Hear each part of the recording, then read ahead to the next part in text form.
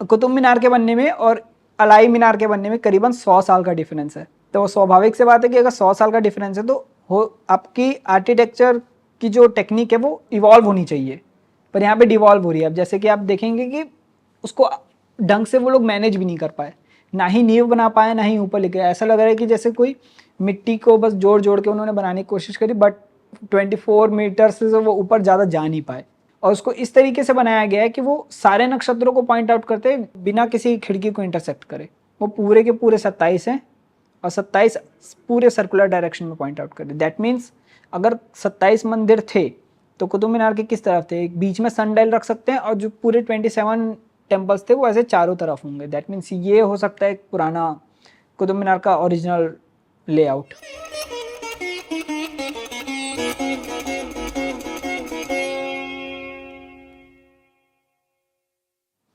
नमस्ते, मेरा नाम है अभिषेक सिंह और मैं हूँ ऑथर इस बुक का जिसका नाम है जेनेसिस ऑफ टाइम।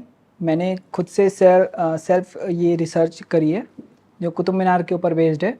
जो बहुत सारी भ्रांतियाँ हमारे देश में फैली हुई है कि आखिरकार कुतुब मीनार को किसने बनाया और क्यों इसका नाम कुतुब मीनार है। और ये ऐसा एक स्मारक है जो आज तक कंट्रोवर्सी में रहा है और सरकार के द्वारा इसमें अभी तक काम तो हुआ नहीं है। तो मैंने खुद सोचा कि इसमें कुछ काम किया जाए और मैं आपके सामने अपनी कुछ स्लाइड्स प्रस्तुत करना चाहता हूं कि मैंने किस तरीके की अपनी रिसर्च को आगे बढ़ाया, कैसे बढ़ाया और मेरा क्या कंक्लूजन है इस स्ट्रक्चर को लेके। बताना चाहूँगा कि इसका नाम मैंने जेनेसिस ऑफ टाइम क्यों रखा है, क्योंकि जब आप जेनेसिस ऑफ टाइम शब्द को अगर आप इंटरनेट पे सर्च करेंगे तो आपको पता चलेगा कि जो तोरा होती है, जो जूइश बाइबल के हिसाब से जो 4th चैप्टर है, तो उसमें उन्होंने ये कहा कि गॉड ने कैसे टाइम का निर्माण किया है। पर उसका हमें आज तक कभी साइंटिफिक कोई रीज़न बताया नहीं गया कि टाइम को किस बेसिस में डिवाइड किया गया, क्यों डिवाइड किया गया, आखिर समय क्यों इतने भागों में डिवाइड करना क्यों ज़रूरी है कि 1 साल, फिर 12 महीने, 12 महीने के बाद 15 लूनर वीक्स आते हैं, फिर सोलर वीक्स आते हैं, फिर उसमें 24 घंटे होते हैं। इसका हमको कोई कहीं भी एक्सप्लेनेशन नहीं मिलता है। और जब हम कभी अपने ही ग्रंथों की बात करें तो उसमें कुछ ग्रंथ हैं जो हमें इसकी संभावनाओं की तरफ लेके तो जाते हैं, पर इसका आज तक हमें किसी आर्किटेक्चर पॉइंट ऑफ व्यू से हमको इसका जवाब नहीं मिलता है। तो आइए हम देखते हैं कि कैसे कि इसको हम आर्किटेक्चर और इसके शेप की मदद से, जैसे कि जिस तरीके से कुतुब मीनार बना है, हम उससे समझने की कोशिश करते हैं कि कैसे ये टाइम से रिलेटेड है। तो सबसे पहले मैंने इस प्रेजेंटेशन को 5 भागों में डिवाइड किया है। जैसे कि पहला भाग है फैब्रिकेटेड हिस्ट्री, जिसमें ये बताया गया है कि कुतुब मीनार की हिस्ट्री क्यों हमको फैब्रिकेटेड लगती है, आखिर क्यों इसके ऊपर लोग इतने सवाल उठाते हैं। फिर दूसरा टावर एंड द सन, कि ये सूर्य से किस तरीके से जुड़ा हुआ है और क्यों इसे कई लोग सूर्य स्तंभ भी कहते हैं। और टावर एंड द मून, अगर सूर्य से जुड़ा हुआ है तो क्या ये चंद्रमा के साथ भी इसके कुछ कनेक्शंस हैं कि नहीं, और अगर है तो क्या ये लूनी सोलर डायल की तरह काम कर सकता है कि नहीं। और लास्ट में अगर ये लूनी सोलर डायल या फिर एक सोलर सन डायल है तो क्या ये कैलेंडर से भी जुड़ा हुआ है। तो फर्स्ट लेट्स सी कि इसकी फैब्रिकेटेड हिस्ट्री के ऊपर इतने सवाल क्यों उठाती, कि जैसा ये कहा जाता है कि 1192 में कुतुबुद्दीन ऐबक ने इसकी निर्माण की शुरुआत करी थी। तो कुतुबुद्दीन ऐबक ने इसकी शुरुआत करी, फिर इसको इल्तुतमिश ने बनाया। इल्तुतमिश के बाद 1368 में गियासुद्दीन तुगलक ने इसके ऊपर तीन फ्लोर का निर्माण किया। अब एक्चुअली में फ्लोर बोलते हैं, जो जैसे मंजिलें जो हमको पढ़ाया जाता है कि इसके 5 मंजिलें हैं, तो एक 5 मंजिला मीनार हो जाती है। पर क्वेश्चन ये भी उठता है कि अगर आप 5 मंजिला मीनार बना रहे हो तो उसकी नींव है वो आपको धीरे धीरे बढ़ानी पड़ेगी, क्योंकि इनिशियली अगर आप उसको बोलोगे कि आप 100 फीट का बना रहे हो तो 1/3 उसकी नींव रखनी पड़ेगी। तो आप ऐसा नहीं कर सकते कि बाद में आके उसको ऐड कर सकते हो, क्योंकि लेगो पीसेस है नहीं, ये एक बहुत बड़ा स्ट्रक्चर है, इसके लिए प्री प्लान करना ज़रूरी है। तो ये पहली एक हमको त्रुटि मिलती है इनके जो हम लोग का नैरेटिव चलता आ रहा है उसमें पहली त्रुटि। दूसरी है कि इसमें बहुत सारे हिंदू बिल्डिंग्स के अवशेष भी आसपास मिले हैं। जैसे उसका एंट्रेंस है वो नॉर्थ की तरफ है, जो हिंदू मंदिरों का होता है ज़्यादातर। एंड सेकंड, इसमें बेल्स के कार्विंग्स मिलते हैं हमको, गॉड्स के कार्विंग मिलते हैं। और ये भी बात है कि कुतुबुद्दीन ऐबक का जब एक ग्रेटेस्ट अचीवमेंट रहा है इतनी बड़ी मीनार को, पर उसमें उसका नाम कहीं नहीं लिखा है। तो ये भी एक सोचने का विषय है। दूसरा कि कुछ हिस्टोरियंस है जो ये क्लेम करते हैं कि एक मिनारेट है, मतलब मिनारेट मतलब हो गया कि एक मुजिन ऊपर जाएगा, वो आवाज़ लगाएगा ताकि लोगों को बुला सके, पर 800 साल पहले लाउड स्पीकर्स थे नहीं, तो इतना ऊंचा मीनार बनाने का कोई मतलब है नहीं, क्योंकि वो इतना ऊंचा है कि नीचे आवाज़ आएगी तब तक वो डेसिपेट हो जाएगी, और डेसिपेट होने के बाद वो नीचे खड़े मनुष्यों को सुनाई ही नहीं देगी। तो आवाज़ डेसिपेट होने के कारण इतना बड़ा स्ट्रक्चर को बनाना या फिर इतना बड़ा स्ट्रक्चर को प्लान भी करना, आई डोंट थिंक कि कुछ सेंस बनाता है। एंड सेकंड कि इसको इनअप्रोप्रिएट टर्मिनोलॉजी, मतलब इसका जो नाम है, अब उसको कुतुबुद्दीन ऐबक, कई लोग बोलते हैं कि इसको कुतुबुद्दीन ऐबक के नाम से, पर इसमें नाम लिखा गया है मोहम्मद गौरी का, मोहम्मद इब्न साम, जो उसके एंट्रेंस में लिखा गया है, तो उसमें मोहम्मद गौरी का नाम लिखा है, ना कि इसमें कुतुबुद्दीन ऐबक का। एंड कुतुबुद्दीन ऐबक का नाम लिखा है आपका, उसके जो नीचे में जामी मस्जिद बनी हुई है जो आज भी इनकम्प्लीट है, वहाँ पे कुतुबुद्दीन ऐबक का नाम लिखा गया है। जैसे कि आप इस स्लाइड में देखेंगे तो फर्स्ट जो स्लाइड में जो देखेंगे कि एंट्रेंस में वहीं पे कुतुबुद्दीन ऐबक का नाम लिखा गया है, और कहीं नहीं लिखा है एंट्रेंस में। और उसमें ये लिखा है कि हाँ 27 टेम्पल्स के मटेरियल को यूज़ करके इस मस्जिद को बनाया गया है, पर टावर का उसमें कोई जिक्र नहीं है। एंड थर्ड कि एक ही इवेंट को मेमोराइज करने के लिए 2 स्ट्रक्चर बनाए गए, जैसे कि एक स्ट्रक्चर है हमारा जाम मीनार जो आज घोर प्रोविंस में है, जो अभी अफगानिस्तान में है। जब पृथ्वीराज को हराया उन्होंने 1192 में, तो मोहम्मद गौरी ने वहाँ पे एक मीनार बनाई थी जीत की खुशी में। पर आज हम ये देखते हैं कि फिर दिल्ली में दोबारा एक मीनार को बनाना उसी पर्पस के लिए, ये थोड़ा सा क्वेश्चनेबल सब्जेक्ट की तरफ हमको लेके जाए कि एक ही इवेंट को मेमोराइज करने के लिए उन्होंने 2 मीनारें क्यों बनाई। तो इसीलिए फिर तीसरा है एक डिवॉल्विंग इस्लामिक आर्किटेक्चर। अब क्या होता है कि जब हम तारीख़ इलाही उठाते हैं जो अमीर खुसरो द्वारा लिखी गई है, जिसमें उन्होंने अलाउद्दीन खिलजी के जीवन कार्य के बारे में लिखा है, तो उन्होंने ये कहा था कि उन्होंने अलाई मीनार बनाने की कोशिश करी थी जो कुतुब मीनार से दुगनी बड़ी थी, दुगनी बड़ी होगी, उन्होंने कोशिश करी, पर जब उन्होंने ट्राई किया तो उनसे बना नहीं। क्यों नहीं बना? क्योंकि उनको आता ही नहीं था। अगर उनको आता होता तो उनको पता रहता कि किस तरीके से बनाना है। और ये इस कुतुब मीनार के बनने में और अलाई मीनार के बनने में करीबन 100 साल का डिफरेंस है। तो स्वाभाविक से बात है कि अगर 100 साल का डिफरेंस है तो आपकी आर्किटेक्चर की जो टेक्निक है वो इवॉल्व होनी चाहिए, पर यहाँ पे डिवॉल्व हो रही है। अब जैसे कि आप देखेंगे कि उसको ढंग से वो लोग मैनेज भी नहीं कर पाए, ना ही नींव बना पाए, ना ही ऊपर लेके। ऐसा लग रहा है कि जैसे कोई मिट्टी को बस जोड़ जोड़ के उन्होंने बनाने की कोशिश करी, बट 24 मीटर से वो ऊपर ज़्यादा जा नहीं पाए, क्योंकि उनके पास टेक्निक ही नहीं थी उस चीज़ को बनाने की। अब इसके में ये सब चीज़ों को देख के अल्टरनेट थ्योरीज भी दिए हैं बहुत सारे, जो हमारे इंडियंस हिस्टोरियंस हैं, जो हमारे राइट विंग के हिस्टोरियंस हैं। कुछ लोगों ने जो अपनी रिसर्च के थ्रू कुछ जवाब देने की कोशिश करी कि ऐसा क्यों है। तो 1962 में विष्णु ध्वज कुतुब मीनार नाम से एक आर्टिकल DS त्रिवेदा ने लिखा था, जिसमें उन्होंने कहा था कि हाँ ये एक सूर्य स्तंभ है जिसको समुद्रगुप्त ने बनाया था, जिसमें समुद्रगुप्त ने बनाया था। इसकी पहली फ्लोर में 27 डोर्स एंड विंडोज़ हैं, और जो इसका नाम है मेहरौली, वो वराह मिहिर के कारण इसका नाम मेहरावली रखा गया। तो उनका ये कहना था। फिर दूसरी एक और अल्टरनेट थ्योरी आती है, 1977 का एक पेपर है स्टोन स्पीक सीरीज ध्रुव स्तंभ, जिसमें उन्होंने कहा था कि ये एक प्रॉपर इक्वेटोरियल सनडाइल की तरह दिखता है। अगर आप कुतुब मीनार को ऊपर से देखोगे, फॉर एग्जांपल अगर आप हेलीकॉप्टर से जाके कुतुब मीनार को ऊपर से देखोगे तो वो एक फूल की तरह दिखता है, कमल के फूल की तरह, जिसके 24 पेटल्स हैं। तो उन्होंने कहा था कि हो सकता है कि इक्वेटोरियल सनडाइल होगी।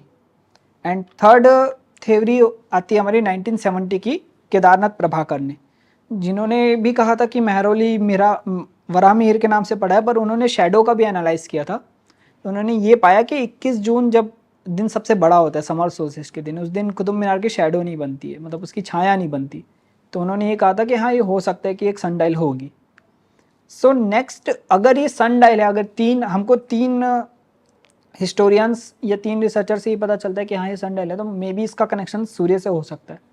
सो ये देखते हैं कि टावर और सन, ये दोनों का रिलेशन क्या है। तो हमको जो पहली थ्योरी मिलती है कि कुतुब मीनार को जब हम ऊपर से देखते हैं तो वो इक्वेटोरियल सनडायल की तरह दिखता है, ये थ्योरी बिल्कुल सही है क्योंकि उसके 24 पेटल्स हैं और 24 पेटल्स वाला जो ये कमल का फूल है वो हिंदू आर्किटेक्चर में बहुत ज़्यादा मंदिरों में देखा गया है। पर इसको इक्वेटोरियल सनडायल हम लोग इसलिए नहीं कह सकते क्योंकि इक्वेटोरियल सनडायल से टाइम देखने के लिए आपको 28.5 डिग्री में आपको झुकाना पड़ेगा अगर आप दिल्ली में हैं तो, क्योंकि दिल्ली का लैटिट्यूड 28.5 डिग्रीज में है। तो उस डिग्री में किसी भी टावर को बनाना इतने बड़े स्केल में इट्स नॉट पॉसिबल। पर हमको इसकी शैडो नहीं बनती है 21 जून को, जिसका ये फ़ोटो में देख सकते हैं कि शैडो नहीं बनी है। मतलब ये बात तो सही है कि इसकी शैडो नहीं बनती है, तो कुछ ना कुछ इसमें आर्किटेक्चर का भी हिस्सा है कि एकदम स्पेसिफिक डेट में ही क्यों नहीं बनती। इसका कारण ये है क्योंकि उसका एक साइड जो है वो 5 डिग्री झुका हुआ है, एक साइड पूरा परपेंडिकुलर है 90 डिग्री में ग्राउंड से, और एक साइड है उसका जो 5 डिग्री की तरफ झुका हुआ है। उसके कारण क्या होता है कि वो सोलर एलिवेशन एंगल से एकदम परफेक्टली मैच करता है। जैसे कि आप देखेंगे कि कुतुब मीनार का जो एक साइड है वो 5 डिग्री 1 मिनट 28 सेकेंड है, पूरा एग्जैक्ट, जो पाइथागोरस के थ्योरम से आसानी से प्रूव हो सकता है। और इसके कारण होता है कि ये एग्जैक्ट जो सोलर एलिवेशन एंगल है दिल्ली का, जो मैक्सिमम सोलर एलिवेशन दिल्ली का होता है वो 84.79 डिग्रीज का, उस कारण वहाँ पे शैडो नहीं बनती है। मतलब ये आई डोंट थिंक ये ऐसा एरर है जो गलती से हुआ होगा, एकदम प्रिसाइस है। फिर थर्ड 62.69 डिग्रीज होता है उस दिन जब इक्विनॉक्स होता है। पृथ्वी जो रहती है अपने अलाइनमेंट अपने टिल्ट में एकदम सीधी खड़ी होती है और सब जगह 12 घंटे का दिन और 12 घंटे की रात रहती है, मतलब दिन बराबर होते हैं उस दिन इक्विनॉक्स के दिन, इसीलिए उसका नाम इक्विनॉक्स है। तो उस दिन 62.69 डिग्रीज दिल्ली का सोलर एलिवेशन एंगल होता है। एंड थर्ड, जब जिस दिन इक्विनॉक्स होता है उस दिन की एक खासियत है कि उस दिन जो शैडो बनती है वो हमको कलश की तरह दिखती है, कि एक के ऊपर एक कलश रखे हुए हैं, क्योंकि जो उसका बनाया गया है, उसको कुतुब मीनार को बनाया गया, उसको ऐसा डिज़ाइन किया गया है कि इक्विनॉक्स के दिन जो उसकी शैडो रहेगी वो आपको एक कलश की तरह दिखेगी। एंड तीसरा, जब सोलर एलिवेशन एंगल सबसे कम होता है जैसे विंटर सोल्स्टिस के समय, तो उस दिन 38.4 डिग्रीज की शैडो बनती है सबसे लंबी, और 38.4 डिग्रीज का सूर्य का एलिवेशन एंगल होता है। अब ये सब चीज़ें हमको ये चीज़ तो पॉइंट आउट करती है कि हाँ, एक दिन इसकी शैडो ऐसी बन रही है जो बहुत ज़्यादा सुंदर है और एक दिन इसकी शैडो नहीं बन रही, तो मे बी हो सकता है कि ये कहीं ना कहीं सूर्य से जुड़ा हुआ है, हो सकता है कि सनडायल हो। बट इसके लिए जब आप देखते हैं कि अगर एस्ट्रोनॉमी आ रही है तो कहीं ना कहीं एस्ट्रोनॉमी से जुड़ा इसमें कुछ ना कुछ तथ्य होनी चाहिए। तो इसका जो एंट्रेंस है कुतुब मीनार का वो एग्जैक्टली नॉर्थ की तरफ पॉइंट करके बनाया गया, मतलब ट्रू नॉर्थ। दो तरीके का नॉर्थ होते हैं, एक मैग्नेटिक नॉर्थ होता है और एक ट्रू नॉर्थ होता है। ट्रू नॉर्थ में क्या होता है कि जो अर्थ का एक्सिस है वो एक्चुअल में ट्रू नॉर्थ में, बट जो मैग्नेटिक नॉर्थ है वो हमेशा चेंज होता रहता है, ऊपर नीचे होता रहता है थोड़ा। तो अब हम ट्रू नॉर्थ कैसे फाइंड करेंगे, तो उसका एक और सबसे बड़ा प्रमाण है कि वहाँ पे लोहे का स्तंभ है। अब लोहे का स्तंभ वहाँ पे क्यों है, क्योंकि इसकी भी एक थ्योरी देती है कि इसको इल्तुतमिश ने लेके आया था, बट क्यों लेके आया था, कैसे लेके आया, इसका हमको कोई जवाब नहीं मिलता। तो अगर हम लोहे के स्तंभ से देखेंगे तो ऐसे स्तंभ हर मंदिरों में होते हैं, जैसे कि आप यहाँ पे देख सकते हैं कि जगन्नाथ टेम्पल और कोणार्क सन टेम्पल, दोनों के बीच में एक पिलर है। ये दोनों का स्ट्रक्चरल मॉडल है, तो दोनों के बीच में एक पिलर है। अब इस पिलर का यूज़ क्या है, इस पिलर का यूज़ करते हैं कार्डिनल पॉइंट्स फाइंड करने के लिए। अब कार्डिनल पॉइंट्स कैसे फाइंड करते हैं, फॉर एग्जांपल कि अगर आप, इसमें दो तरीके के मेथड होते हैं, equinoctial solar genome method. Equinoctial solar genome method में क्या होता है कि जब आपका जिस दिन इक्विनॉक्स है उस दिन आप क्या करते हैं कि आप शैडो के पाथ को ट्रेस करते हैं पूरे दिन में। शैडो के पाथ को जैसे आप ट्रेस करेंगे तो आपको एक स्ट्रेट लाइन मिल जाती है, और वो इस स्ट्रेट लाइन में अगर आप परपेंडिकुलर ड्रॉ करोगे तो आपको नॉर्थ साउथ ईस्ट वेस्ट का आपको डायरेक्शन मिल जाएगा विदाउट मैग्नेटिक कंपास। तो ये एक तरीका हो सकता है, हो सकता है कि ये एक रीज़न हो कि वहाँ पे पिलर है। एंड सेकेंड, अगर आपका इक्विनॉक्स नहीं है, आपको दूसरे दिन देखना है, तो इसका भी एक तरीका है जिसको बोलते हैं इंडियन सर्कल सिस्टम या सोलर जीनोम मेथड। अब इसमें क्या करते हैं कि कोई भी दिन है, किसी भी दिन में अगर आप शैडो को ट्रेस करेंगे तो वो एक आर्क क्रिएट करता है शैडो, क्योंकि हमारी पृथ्वी गोल है एग्जैक्टली। तो जब आर्क क्रिएट करता है और अगर हम पिलर से एक रस्सी बांध के अगर एक सर्कल बनाए अब वो सर्कल जहाँ से इंटरसेक्ट होगा उस आर्क में, अगर उस आर्क में इंटरसेक्टेड आर्क में अगर हम सीधी लाइन खींच देंगे तो हमको फिर से कार्डिनल पॉइंट्स मिल जाएंगे ईस्ट वेस्ट नॉर्थ साउथ। तो दो तरीके से हम पिलर से कार्डिनल पॉइंट्स निकाल सकते हैं, जो कि ट्रू नॉर्थ और true south without using magnetic compass. तो मे बी हो सकता है कि ये रीज़न है। और ये मेथड को यूज़ करने का सबसे बड़ा रीज़न ये है कि जो हमारा मैग्नेटिक नॉर्थ पोल है वो अपनी जगह से हमेशा खिसकता जाता है। जैसे अभी देख सकते हैं कि वो मैग्नेटिक नॉर्थ पोल जो है वो 60 किलोमीटर अपने जोग्राफिक नॉर्थ पोल से खसक चुका है। और ये बात हमारे इंडियन आर्किटेक्चर्स को पता थी, इसलिए उन्होंने पिलर सिस्टम को यूज़ किया, ना कि मैग्नेटिक कंपास का। तो हो सकता है कि हाँ ये एक सोलर सनडायल हो। नेक्स्ट, अब इस टावर और मून, अब इसका मून से क्या कनेक्शन है? और तो मून से कनेक्शन ये कि इसको दिल्ली में ही क्यों बनाया गया, इसका भी एक हमको जवाब मिल जाता है कि आज तक किसी हिस्टोरियन और आर्कियोलॉजिस्ट ने ये नहीं बताया, एक प्रॉपर रीज़न नहीं दिया कि कुतुब मीनार एक्चुअल में दिल्ली में क्यों बना था। क्योंकि दिल्ली में ना ही पृथ्वीराज की लड़ाई दिल्ली में हुई थी, पृथ्वीराज की लड़ाई थानेसार में हुई थी, और पृथ्वीराज की जो कैपिटल था वो एक्चुअल में अजमेर था, ना कि दिल्ली। तो अजमेर में अगर बनाता विजय स्तंभ तो ये बात समझ में आती, पर दिल्ली में ही क्यों बनाया गया, क्योंकि इसका जवाब आज तक नहीं दिया। तो मैंने सोचा कि चलो हाँ इसका जवाब देने की मैं अगर थोड़ा सा ट्राई करता हूँ, तो मैंने एक टर्म दिया लूनर ट्रॉपिक्स। जैसे ट्रॉपिक ऑफ कैंसर है, तो मे भी हो सकता है कि चांद का भी ऐसा कोई एक लैटिट्यूड हो जहाँ पे वो 90 डिग्री में आता है। सो अगर हम देखते हैं, अगर हम करेंट मून के टिल्ट की बात करें तो आज मून है अपने इक्लिप्टिक पाथ से 5 डिग्री झुक के ये पृथ्वी के चक्कर लगाता है, और हमारी पृथ्वी भी 23.44 डिग्रीज में झुकी हुई है। और अगर पुराने ज़माने की बात करें तो ये 23.5 डिग्रीज था और मून 5.0 to 4 डिग्रीज में था। अगर हम ये दोनों टिल्ट को अगर हम कैलकुलेट करते हैं तो हमको एक लैटिट्यूड मिलता है जिसका लैटिट्यूड का वैल्यू है 28.5 to 4 degrees. 28.5 to 4 degrees exact वही लैटिट्यूड है जिसमें कुतुब मीनार बना हुआ है, ना ऊपर ना नीचे, एकदम एग्जैक्ट परफेक्ट। इसके कारण क्या होता है कि जो मून है हमारा वो एग्जैक्ट कुतुब मीनार के 90 डिग्री टॉप पे आता है, इसीलिए दिल्ली को चूज़ किया गया।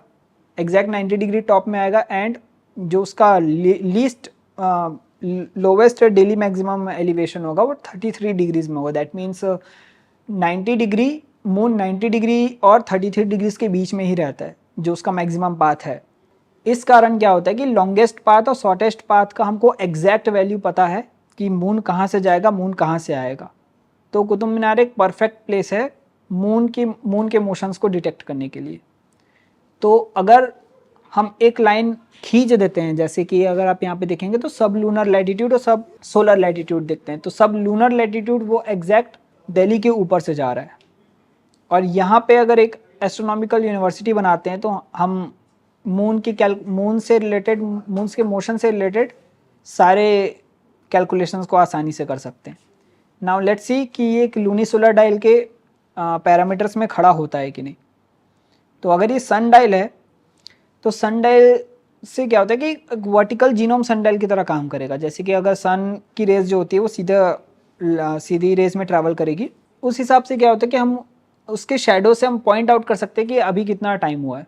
जैसे कि इस तरीके से आप देखेंगे कि अगर सन डायल है तो वहाँ पे कुछ ऐसी लाइंस होंगी जिससे हम उससे कैलकुलेट कर सकते हैं टाइम को।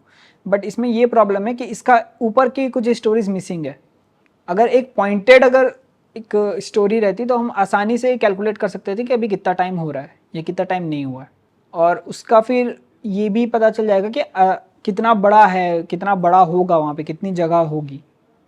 अगर बेटर अगर हम ऊपर की जितनी भी टूटी हुई मीनारें, अगर टूटी हुई जितनी भी स्टोरीज हैं, अगर हम उसको रिस्टोर कर देते तो हम उसको एक वर्टिकल जीनोम सनडायल की तरह यूज़ कर सकते हैं कुतुब मीनार को, जिससे कि हमको पाथ का पता चल जाएगा। और अगर मून की बात करेंगे तो मून का ऐसा है कि जब शॉर्टेस्ट पाथ है और लॉन्गेस्ट पाथ होता है वो उसके डेली एलिवेशन एंगल्स के ऊपर डिपेंड करता है जो सन के हैं। अगर मान के चलते हैं कि सन अभी समर सोल्स्टिस में, दैट मीन्स अभी सबसे हाईएस्ट पीक में आता है, तो जो न्यू मून है वो न्यू मून का सबसे हाईएस्ट पीक होगा कुतुब मीनार का, और जो फुल मून है उसका सबसे लीस्ट एलिवेशन एंगल होगा।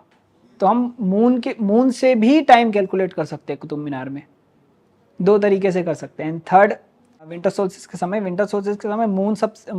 फुल मून सबसे हाईएस्ट में रहेगा और न्यू मून सबसे लोवेस्ट एलिवेशन एंगल में रहेगा। And same goes for equinox के दिन फुल मून और न्यू मून दोनों के दोनों एक ही पाथ में रहते हैं बीच में। इससे ये पता चलता है कि हम कुतुब मीनार से एग्जैक्ट पृथ्वी का टिल्ट कि कब कैसा है, कहाँ पे है, ये हम एग्जैक्ट टिल्ट कैलकुलेट कर सकते हैं। एंड सेकेंड रीज़न ये है मून से इसको कैलकुलेट कर मून से जोड़ने का कि हमारे पास 27 विंडोज़ जो हैं जो 27 नक्षत्रों को डोनेट करते हैं। अब इसमें 27 विंडोज़ क्यों है? क्योंकि 27 विंडोज़ इसलिए हैं क्योंकि जो हमारा मून है वो 27 डेज़ में ही चंद्र की परिक्रमा करता है, जिसको हम लोग बोलते हैं साइनोडिक मंथ। साइनोडिक मंथ के हिसाब से वो 27 डेज़ में एक सर्कल लगा लेता है हमारे पृथ्वी का। अब उसको कैलकुलेट करने के लिए कुतुब मीनार में ऐसे 27 खिड़कियां बनाई गई, जिससे वो जिस नक्षत्र में चांद जा रहा है उससे कैलकुलेशन आसानी से कर सके। और उसको बनाया ही इस तरीके से गया है कि वो बाहर से दिखे ना, ताकि वो उसका लुक खराब ना करे। तो छोटे छोटे ऐसे झरोके बने हुए हैं जिससे आप झांक के देख सकते हैं कि यहाँ किस तरह कहाँ से नक्षत्र का कौन से नक्षत्र में अभी मून है और कहाँ से देखना है। उसमें ये पूरा ऐसे बने हुए हैं 27, और उसको इस तरीके से बनाया गया है कि वो सारे नक्षत्रों को पॉइंट आउट करते बिना किसी खिड़की को इंटरसेक्ट करे। वो पूरे के पूरे 27 हैं और 27 पूरे सर्कुलर डायरेक्शन में पॉइंट आउट करे। दैट मीन्स अगर 27 मंदिर थे तो कुतुब मीनार के किस तरफ थे? एक बीच में सनडायल रख सकते हैं और जो पूरे 27 टेम्पल्स थे वो ऐसे चारों तरफ होंगे। दैट मीन्स ये हो सकता है एक पुराना कुतुब मीनार का ओरिजिनल लेआउट।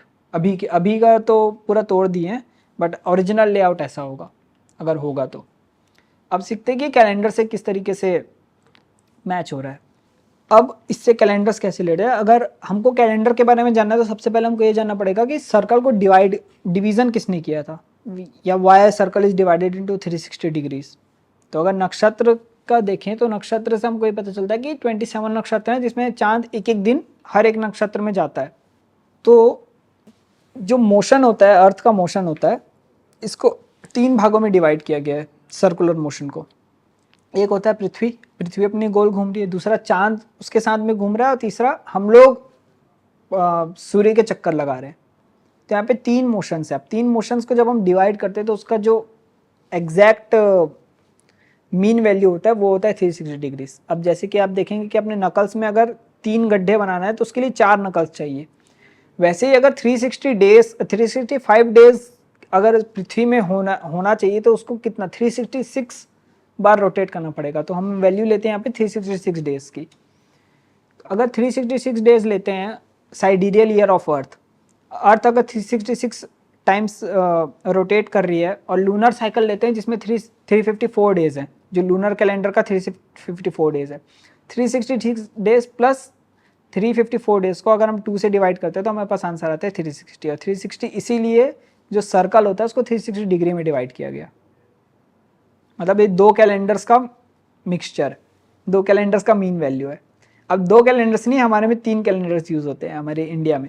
पहले में होता है पूर्णिमा था, जो एक तरीके का लूनर कैलेंडर है।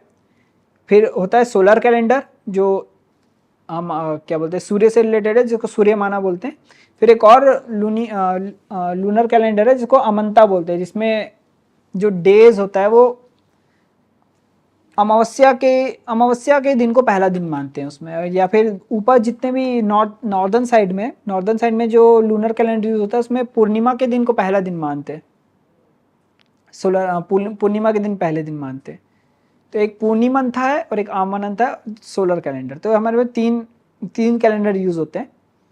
अब इसमें क्या होता है, हम यहाँ पे ओडिया कैलेंडर लेते हैं जो एक तरीके का सोलर कैलेंडर है। अब सोलर कैलेंडर में आप देखेंगे कि ये एक तरीके का वही पैटर्न को फॉलो कर रहा है जिस पैटर्न में आपका जूलियन कैलेंडर है। जूलियन कैलेंडर में क्या होता है कि आपका हर चौथे ईयर में आपको एक डे ऐड करना पड़ता है ताकि वो अपनी अलाइनमेंट से ड्रिफ्ट ना हो।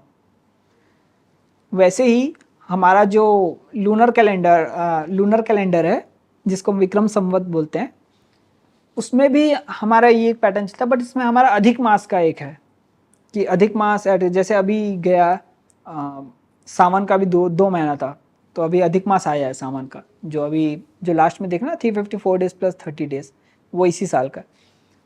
तो जब हम इन सब की वैल्यूज़ को कैलकुलेट करते हैं, एक साथ रख के देखते हैं, तो देखिए कि सोलर कैलेंडर में क्या होता है, जब 11 साल होते हैं, 11 साल में हमको कितने डेज मिलते हैं, 2008.5 दिन। मतलब 11 साल में अगर हम एक एक उसको 2 भाग में डिवाइड करके अगर हम निकाले तो 11 साल में हमको एग्जैक्ट मिलता है 4000 कुछ डेज मिलते हैं। और सेम 11 साल के में अगर हम लोग कैलकुलेशन करें तो हमको पहले 5 ईयर में 2008 दिन और दूसरे 5 ईयर में 2009 दिन मिलते हैं। और जब हम दोनों को वेरीफाई करने की कोशिश करते हैं तो हमारे पास ट्रॉपिकल सोलर कैलेंडर में भी 4017 दिन आते हैं और लूनर कैलेंडर में भी हमारे पास 4017 दिन आते हैं। डैट मीन्स ये दोनों एक साथ ही चल रहे हैं, दोनों कभी एक दूसरे को आगे बढ़ते नहीं है, मतलब एक साथ एक लाइन में पैरेलल चल रहे हैं हमारे कंट्री में। मतलब हमारे कंट्री में जितना भी आप कैलेंडर्स देख रहे हैं वो एक दूसरे को पैरेलल चल रहे हैं, ऊपर नीचे नहीं चल रहे हैं। तो ये एक रीज़न है। एंड थर्ड ये रीज़न है कि अब इसमें एक होती है 7th स्टोरी की। अब कुतुब मीनार में मैंने जैसे बताया कि ऊपर की 2 स्टोरी मिसिंग है, अगर 2 स्टोरी हम लोग बना देते हैं तो ये एक प्रॉपर सनडाइल की तरह काम करने लगेगा। पर ये नहीं पता हमको कि 2 स्टोरी थी तो क्यों थी। तो मान के चलते कि अब क्या होता है, सोलर कैलेंडर के साथ और लूनर कैलेंडर के साथ एक प्रॉब्लम है कि 128 दिन बाद, 128 साल बाद ये एक दिन ड्रिफ्ट हो जाता है। दैट मीन्स 128 साल बाद हमको एक दिन इससे माइनस करना पड़ता है क्योंकि एक दिन आगे निकल जाता है। अब इसको फिक्स करने के लिए हमको एक ऐसा फॉर्मूला लगाना पड़ेगा ताकि हम उसको जल्दी से आइडेंटिफाई कर सकें कि हाँ 128 कब आ रहा है, इसका फैक्टर कब आ रहा है। तो अब उसके लिए क्या करेंगे कि हम इसको पहले तो एक ये काम कर सकते हैं कि पहले कुतुब मीनार में कितनी मंजिलें थी। तो हम लोग जैसे यहाँ पे मैं दिखा रहा हूँ कि एक ये तरीका था कुतुब मीनार को बनाने का कि मान के चलते कि हर एक जो इसकी स्टोरीज़ हैं उसको हम 2 के फैक्टर से डिवाइड करें। पर 2 के फैक्टर से डिवाइड करना पॉसिबल नहीं है क्योंकि अगर इस शेप में अगर कुतुब मीनार को बनाएंगे तो वो एक मीनार नहीं बनेगी एक तरीके से। तो दो तरीका हो सकता है कुतुब मीनार बनाने का कि अगर इसको बना रहे हैं 7 फ्लोर में रखें तो 7 फ्लोर का डिवीज़न किस मेथड से किए होंगे। तो हम याद देते हैं मात्र मेरो सीक्वेंस। मात्र मेरो सीक्वेंस क्या होता है, एक्चुअली में फिबोनाची सीरीज़ है जिस स्पायरल फॉर्म में। फिबोनाची सीरीज़ क्या होता है, जैसे 2 कॉन्जिक्यूटिव नंबर्स का प्लस होता है, जैसे 1 1 + 1 2 2 + 1 3 फिर 2 + 3 5 ऐसे करके ये पूरा चल रहा है। अब जब हम उस मेथड को लेके आप छोटे छोटे बॉक्स में डिवाइड करके एक के ऊपर एक रखेंगे तो उससे एग्जैक्ट हमको कुतुब मीनार के जो ऊपर की 2 मंजिलें टूटी हुई उसका पता चल जाएगा कि कितनी, मतलब कितना उसका लेंथ था। हाँ, तो अभी क्या है, अभी हमारे पास 5 मंजिलें, तो अब आसानी से 31x करके हम उसका निकाल सकते हैं। मतलब लास्ट की जो ऊपर की मंजिलें हैं वो करेक्ट 15.34 फीट की हैं। मतलब एग्जैक्ट हाइट जो ओरिजिनल कुतुब मीनार की हाइट थी वो 253.11 फीट थी एग्जैक्ट। तो फिबोनाची सीरीज से हम ये प्रूव कर सकते हैं आसानी से। That means Qutub Minar Fibonacci series को फिबोनाची सीरीज से इंस्पायर होकर बनाया गया था।